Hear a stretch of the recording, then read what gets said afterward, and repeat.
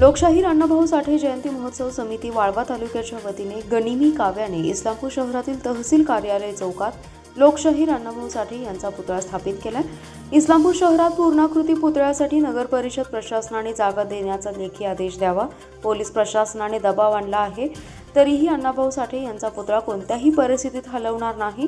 जोपर्यंत कायदेशीर मान्यता घेऊन प्रशासन पुतळा बसवत नाही तोपर्यंत हा पुतळा हटवला जाणार नाही, असा पवित्रा घेतल्याने वातावरण चांगलंच तापलं असून तणाव निर्माण झालाय। इस्लामपूर शहरात प्रथमच वाळवा तालुक्यातील विविध संघटनांनी एकत्र येत वाळवा तालुका अण्णाभाऊ साठे जयंती महोत्सव समितीची स्थापना करून विविध कार्यक्रमांचं आयोजन केले। आज जयंतीदिनी सकाळपासून विविध पक्षाच्या नेते मंडळींनी लोकशाहीर अण्णाभाऊ साठे यांच्या पुतळ्यास अभिवादन केले।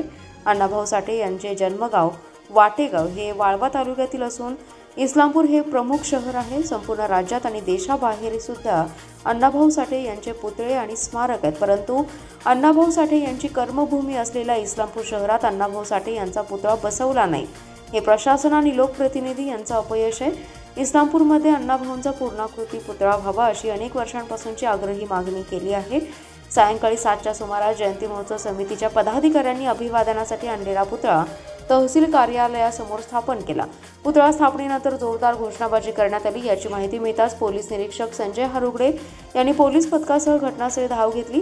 जयंती महोत्सव समितीच्या पदाधिकाऱ्यांनी इस्लामपूर शहरात अण्णाभाऊ साठे यांच्या पूर्णाकृती पुतळ्यात जागा द्यावी, त्यानंतरच पुतळा हलवण्यात येईल असा इशारा दिला। त्यामुळे वातावरण चांगलंच तापलं।